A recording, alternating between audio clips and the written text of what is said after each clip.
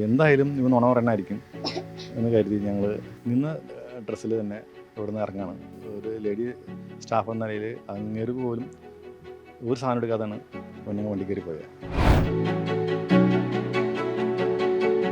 ലക്ഷ്യം ഇതാണ്, എങ്ങനെയും നമുക്ക് കുട്ടിയെ കിട്ടണം എന്നുള്ളത്. അങ്ങനെയാണ് നമ്മുടെ കുട്ടികൾക്ക് എന്ത് സംഭവിച്ചാൽ നമുക്ക് നമ്മുടെ അവിടെ നിന്ന് രക്ഷപ്പെടുത്തി കൊണ്ടുവരും.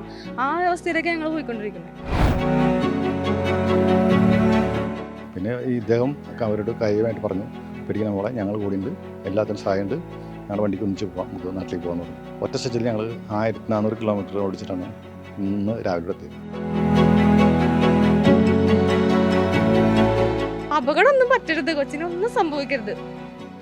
കൈമറിഞ്ഞ് പോയി കഴിഞ്ഞാൽ പിന്നെ നമുക്ക് നമുക്ക് മറക്കാൻ പറ്റാത്ത ഒരു വേദനയായിരിക്കും.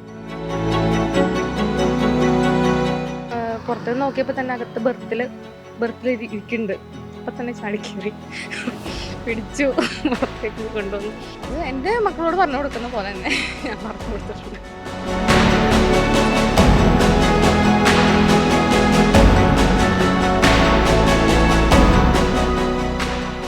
നമസ്കാരം. ആലുവയിൽ നിന്നും കാണാതായ 12 വയസ്സുകാരിയെ പൂനെ റെയിൽവേ സ്റ്റേഷനിൽ വെച്ചാണ് ആലുവ വെസ്റ്റ് പോലീസ് കണ്ടെത്തുന്നത്. ഒപ്പം ഉണ്ടായിരുന്ന ഓച്ചിറ സ്വദേശി അഭിജിത്തിനെയും പോലീസ് കസ്റ്റഡിയിലെടുത്തു. ഈ അഭിജിത്തിനെതിരെ പോക്സോ വകുപ്പും തട്ടിക്കൊണ്ടുപോകലിനും കേസെടുത്തിട്ടുണ്ട്. ഈ അന്വേഷണ സംഘത്തിൽ ആദ്യമുണ്ടായിരുന്നത് station SI Satheesh Kumar, SCPO Sharo, CPO Anshad, WCPO Linju എന്നിവരാണ്. പിന്നെ രണ്ടാമതൊരു സംഘവും ഇവരെ അന്വേഷിച്ചു പോയി. അത് SHO ഗംഗാപ്രസാദ്, CPO മുഹമ്മദ് അമീർ, മാഹിൻ ഷാ, മനോജ് എന്നിവരുടെ നേതൃത്വത്തിലായിരുന്നു. എന്തായാലും ഈ കാണാതായ പെൺകുട്ടിയെയും ഒപ്പമുണ്ടായിരുന്ന സുഹൃത്തിനെയും ആലുവ വെസ്റ്റ് പോലീസ് സ്റ്റേഷനിൽ എത്തിച്ചു. അവിടെ ഇപ്പോൾ FIR രജിസ്റ്റർ ചെയ്തിട്ടുണ്ട്. എങ്ങനെയാണ് ഈ പ്രതിയെ പിടികൂടുന്നത്, ഈ കുട്ടിയെ കണ്ടെത്തിയത് എന്ന് ഈ അന്വേഷണ ഉദ്യോഗസ്ഥനായ SI സതീഷ് കുമാറും ഒപ്പമുണ്ടായിരുന്ന WCPO ലിഞ്ചുവും വ്യക്തമാക്കും. സാർ, എങ്ങനെയായിരുന്നു ഈ ഒരു അന്വേഷണവും കണ്ടെത്തലും? ഇതിനെപ്പറ്റി സംബന്ധിച്ച് ഞങ്ങളുടെ ജില്ലാ പോലീസ് മേധാവിയും ആലുവ DYSPയും ഡീറ്റെയിലായിട്ട് മീഡിയാസിനോട് പറഞ്ഞിട്ടുണ്ട്. എന്നാലും ഞാനായിരുന്നു അന്ന് ഇവിടെ ഉണ്ടായിരുന്ന ചാർജുള്ള ഉദ്യോഗസ്ഥൻ. സാറ് ലീവായിരുന്നു. സാറിന് ഒരു ദിവസത്തെ സാറ് ലീവിന് പോയി കൊട്ടാരക്കരയ്ക്ക് ലീവിന് പോയതാണ്. അപ്പോൾ ഈ കുട്ടി മിസ്സായി എന്നുള്ളതും പിന്നെ ആക്റ്റീവായിട്ട് ഞങ്ങൾ കേസ് രജിസ്റ്റർ ചെയ്തു. കേസ് രജിസ്റ്റർ ചെയ്ത ശേഷം ഈ കുട്ടിക്ക് ഒരു കാമുകൻ ഉണ്ട് എന്നൊരു സംശയം ഞങ്ങൾക്കുണ്ടായിരുന്നു. ആ രീതിയിൽ അന്വേഷണം നടത്തിയപ്പോൾ അയാളുടെ കോൺടാക്ട് ചെയ്യാൻ നമ്പറൊന്നുമില്ല. വല്ലപ്പോഴും ഇൻസ്റ്റാഗ്രാമിൽ ഒരു ഡയലോഗ് ഇടുന്നല്ലാതെ വേറെ ഒന്നും ഉണ്ടായില്ലായിരുന്നു. പിന്നെ ഞങ്ങൾ വളരെയധികം അന്വേഷിച്ച സമയത്താണ് ഈ ആള് ചെറായി ബീച്ചിൽ ഐസ്ക്രീം കച്ചവടം നടത്തുന്നുണ്ടെന്ന് ആളാണെന്നും അയാളുടെ ഓണറുടെ പേര് ഗിരീഷ് എന്ന് പറഞ്ഞ ഒരാളാണെന്ന് പറഞ്ഞു. ഈ ഗിരീഷിനെ തപ്പിപ്പോയി. ഗിരീഷ് കണ്ടു. ഗിരീഷ് പറഞ്ഞു ഇങ്ങനെ ആളുണ്ടായിരുന്നു. അവൻ്റെ ഇൻസ്റ്റയിൽ ഫോട്ടോ എന്നും പറഞ്ഞു ഞങ്ങളുടെ കയ്യിലുള്ള ആ പെൺകുട്ടിയുടെ ഫോട്ടോ കാണിച്ചു തന്നു. ഇന്നലത്തെ ഫോട്ടോ ആണ് എന്ന് പറഞ്ഞു. അപ്പോൾ അത് എന്തായി സംഭവിച്ചെന്ന് പറഞ്ഞാൽ ഇന്നലെ രാവിലെ കുറച്ച് നേരത്തേക്ക് ഇവൻ നിൽക്കുന്ന സ്ഥലത്ത് നിന്ന് മിസ്സായിരുന്നു. അപ്പോൾ ഒരു 2-3 മണിക്കൂർ കഴിഞ്ഞിട്ട് ശേഷം തിരിച്ചു വന്നത്. ആ സമയത്ത് എടുത്ത ഫോട്ടോ ആയിരിക്കും എന്ന് പറഞ്ഞു. അപ്പോൾ ഇത് ചെറിയ ദൂരമുള്ളൂ, ബൈക്കിന് എത്തിക്കഴിഞ്ഞാൽ ഒരു അരമണിക്കൂർ യാത്ര ചെയ്യുന്ന ഒരു ദൂരമുള്ളൂ. ആ ഫോട്ടോ ആണ് അവൻ ഇൻസ്റ്റയിൽ നിന്ന് എനിക്ക് കാണിച്ചു തന്നത്. അപ്പോൾ ഞാൻ വിചാരിച്ചു ഈ ആളുടെ കൂടെ കുട്ടി കാണും. പക്ഷേ ഇയാളുടെ കോൺടാക്ട് ചെയ്യാൻ അവൻ വിളിച്ച സമയത്ത് ഫോൺ സ്വിച്ച് ഓഫ് ആയിരുന്നു. ഞാൻ അവിടെ നിന്ന് തന്നെ ഇവനോട് പറഞ്ഞു, എടാ നിൻ്റെ വീട്ടിലേക്ക് പോയ കാര്യം എന്താ, ഇവിടെ എത്തിയോ, നീ ഒന്ന് വിളിക്കടാ എന്നൊരു മെസ്സേജ് ഇടാൻ പറഞ്ഞു.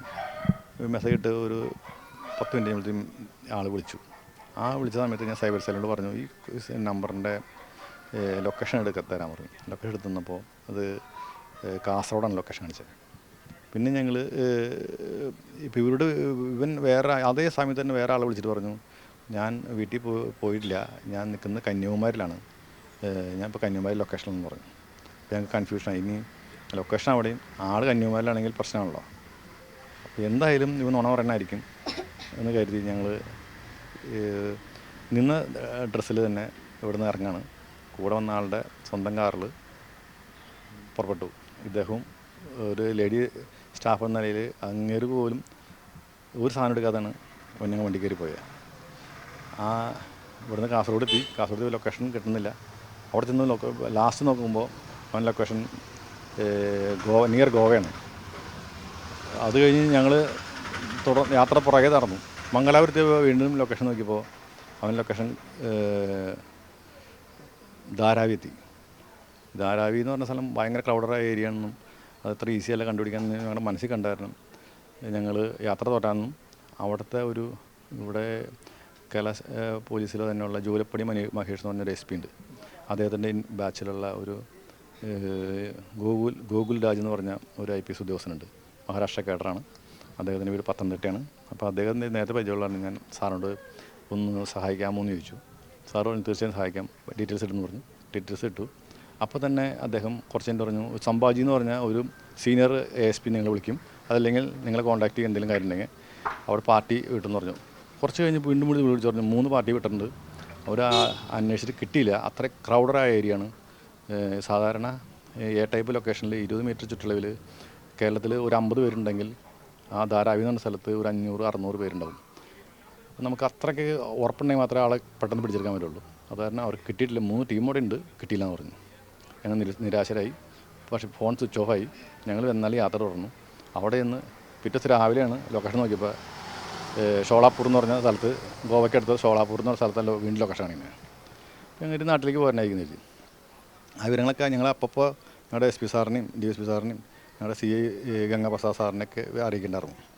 അവർ പറഞ്ഞു നിൽക്കാമെന്ന് പറഞ്ഞു. അപ്പോൾ സ്ഥലത്ത് CI സാർ വന്നു. CI സാറിനോട് പറഞ്ഞു റെഡി ആയിക്കോളോ, നിങ്ങളും പുറപ്പെട്ടാണെന്ന് പറഞ്ഞു. CI സാറ് ഒരു ടീമായിട്ട് ഞങ്ങളുടെ പുറകെ അങ്ങോട്ട് വരണം, കണ്ണൂർ ആ ഭാഗത്തേക്ക് വരണം. കുറച്ച് കഴിഞ്ഞ് പറഞ്ഞു, സാറിനെ വിളിച്ചു പറഞ്ഞു സതീഷ് ഇവർ നിസാമുദ്ദീൻ എക്സ്പ്രസ്സിലുണ്ട്, നിസാമുദ്ദീൻ എക്സ്പ്രസ് ഒന്ന് സെർച്ച് ചെയ്താണെന്ന് പറഞ്ഞു. ഞങ്ങൾ നിൽക്കുന്ന സ്ഥലത്ത് 2.5 കിലോമീറ്റർ യാത്ര, 2 മണിക്കൂർ യാത്ര ചെയ്താൽ ഈ പൂനെ റെയിൽവേ സ്റ്റേഷൻ എത്താൻ പറ്റുള്ളൂ. അതിന് തൊട്ട് സട്ര എന്ന് പറഞ്ഞ ഒരു റെയിൽവേ സ്റ്റേഷൻ ഉണ്ട്. അവിടെ പെട്ടെന്ന് എത്താൻ പറ്റുമെന്ന് വെച്ചാൽ എത്താൻ പറ്റില്ല സാർ, 4 മണിക്കൂർ യാത്ര ഉണ്ട്, എത്താൻ പറ്റില്ല, ഇതുവഴിക്ക് എളുപ്പമെന്ന് പറഞ്ഞു. അങ്ങനെ ഞങ്ങൾ അങ്ങോട്ട് പോയി. ആ സമയത്ത് ഞങ്ങൾ വീണ്ടും ഗോകുലാജ് സാറിനെ വിളിച്ചു. അവിടെ പൂനെ പോലീസ് വന്നു. പിന്നെ RPFനെ ഇവിടുത്തെ ഒരു പ്രതീക്ഷ എന്ന് പറഞ്ഞ ഒരു പോലീസ് SI ഉണ്ട്. ഞങ്ങളുടെ മകൾക്ക് ജോലി കിട്ടി ഈ പൂനെയിലാണ് പോസ്റ്റിംഗ്. ആ കെയർ ഓഫിൽ അവിടുത്തെ RPFനെ വിളിച്ച് അത് ഞങ്ങൾ അലർട്ട് ചെയ്തു. അങ്ങനെ 3 ടീമായിട്ട് നിന്ന് ഞങ്ങൾ സാധാരണ ഒരു പൈസ അധികം ഇല്ലാത്ത ആളായതുകൊണ്ട് ജനറൽ കമ്പാർട്ട്മെൻറ്റിൽ ഉണ്ടായിരിക്കുന്ന കരുതി ഒരു ടീം ബാക്കിലും ഒരു ടീം ഫ്രണ്ടിൽ നിന്നു. അങ്ങനെ ഇവർക്ക് ഫ്രണ്ടിൽ നിന്ന പാർട്ടിക്കാണ് ഇവരെ എൻട്രി കിട്ടിയത്. അപ്പോൾ തന്നെ ഞങ്ങൾ കുട്ടിയൊക്കെ എടുത്ത് അവിടുത്തെ ഫോർമാലിറ്റീസൊക്കെ കഴിഞ്ഞ് നേരെ പോരായിരുന്നു. ആദ്യം നമ്മളെ കണ്ടപ്പോൾ ഒരു പേടിച്ചോ? എന്താണ്? ഇല്ല, നമ്മൾ പറഞ്ഞു പോലീസാണെന്ന് പറഞ്ഞു. പിന്നെ അവരുടെ റിലേറ്റീവ് ഒരാൾ കൂടെ ഉണ്ടായിരുന്നു, പെൺകുട്ടിയുടെ ചേച്ചിയുടെ ഭർത്താവ് കൂടെ ഉണ്ടായി. അപ്പോൾ അവൻ പറഞ്ഞു, പിന്നെ അവിടെയുള്ള പോലീസൊക്കെ പറഞ്ഞു ഇത് കേരള പോലീസാണ്, നിങ്ങളുടെ നാട്ടിൽ നിന്ന് ഒന്നാണ് എന്നൊക്കെ പറഞ്ഞു, പേടിക്കണ്ട എന്ന് പറഞ്ഞു. പിന്നെ ഇദ്ദേഹം അവരോട് കാര്യമായിട്ട് പറഞ്ഞു പേടിക്കണം മോളെ, ഞങ്ങൾ കൂടിയുണ്ട്, എല്ലാത്തിനും സഹായമുണ്ട്, ഞങ്ങളുടെ വണ്ടിക്ക് ഒന്നിച്ച് പോകാം, നമുക്ക് നാട്ടിലേക്ക് പോകാമെന്ന് പറഞ്ഞു. പിന്നെ വളരെ കാര്യമായിട്ട് പോന്നു. ഒറ്റ സ്റ്റെച്ചിൽ ഞങ്ങൾ 1400 കിലോമീറ്റർ ഓടിച്ചിട്ടാണ് ഇന്ന് രാവിലെ എത്തിയത്. കുട്ടിയെ നമ്മുടെ പ്രൊസീജിയർ കഴിഞ്ഞിട്ട് വേണം ഈ കുട്ടിയെ അവർ പാരൻസിന് കൊടുക്കാൻ, എന്നാലേ ഈ പ്രോസസ്സ് തീരുള്ളൂ. അതുകൊണ്ട് ഈ കുട്ടിയെ കുറേ കൗൺസിലിങ്ങും മറ്റ് കാര്യങ്ങളൊക്കെ ഉഷാറായിട്ട് കാര്യങ്ങളൊക്കെ നടത്തിയിട്ടുണ്ട്. കുട്ടി ബെറ്റർ ആയിട്ടുണ്ട്. എന്നാലും പൂർണ്ണമായിട്ടാവണമെങ്കിൽ കുറച്ച് സമയം എടുക്കും.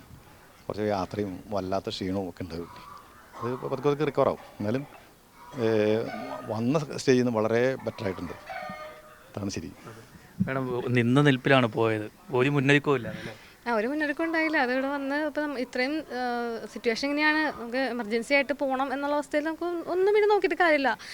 ടൈമാണ് പ്രധാനം. അപ്പോൾ അതുകൊണ്ട് പെട്ടെന്ന് ഞങ്ങളെല്ലാവരും അപ്പം തന്നെ ഇറങ്ങി.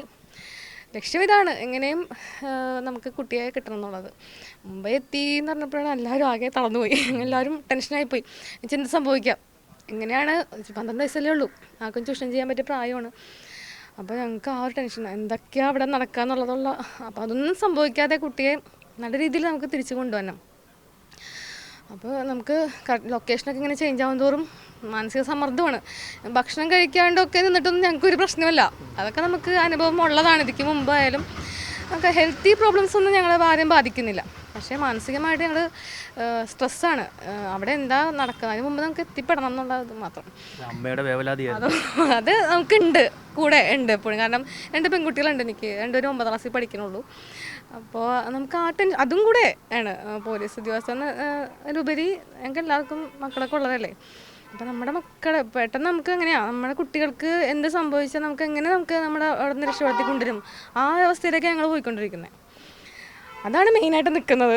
അപ്പോൾ അപകടമൊന്നും പറ്റരുത്, കൊച്ചിനൊന്നും സംഭവിക്കരുത്. കൈമറിഞ്ഞ് പോയി കഴിഞ്ഞാൽ പിന്നെ നമുക്ക് അത് നമുക്ക് മറക്കാൻ പറ്റാത്ത വേദനയായിരിക്കും. അപ്പോൾ അതുകൊണ്ട് എങ്ങനെയും മുംബൈ എവിടെ നിന്ന് രക്ഷപ്പെടുത്തി കൊണ്ടുവരണം. അപ്പോൾ പൂനെയിൽ തന്നെ ഞങ്ങൾ റെയിൽവേ സ്റ്റേഷനിൽ എത്താൻ ഒരുപാട് ഇത്രയും മണിക്കൂറുണ്ട്, ഭയങ്കര ബ്ലോക്കും കാര്യങ്ങളൊക്കെയാണ്. അപ്പോൾ അനുഷ സാറും ഷാരോ സാറും മാറി മാറിയാണ് വണ്ടി ഓടിക്കുന്നത്. അവരുടെ ഡ്രൈവിംഗ് എക്സ്പീരിയൻസ് കൊണ്ടും കൂടി നമുക്ക് അത്രയും തിരക്കിലൂടെ അത്രയും ഒരു 15 മിനിറ്റ് വ്യത്യാസം, 10 മിനിറ്റ് വ്യത്യാസം, ഞങ്ങൾ ചെന്ന് 10 മിനിറ്റ് തന്നെ വണ്ടി വരികയാണ്. ഒരു ബ്ലോക്ക് കിട്ടി അല്ലെങ്കിൽ ഞങ്ങൾക്ക് എന്തെങ്കിലും ഒരു സംഭവിച്ചിരുന്നെങ്കിൽ ഞങ്ങൾ എത്തില്ല, ട്രെയിൻ ഡൽഹിക്ക് പോകും. അപ്പോൾ ഞങ്ങൾ എന്തായാലും 2 സെക്ഷനായിട്ട് നിന്നു.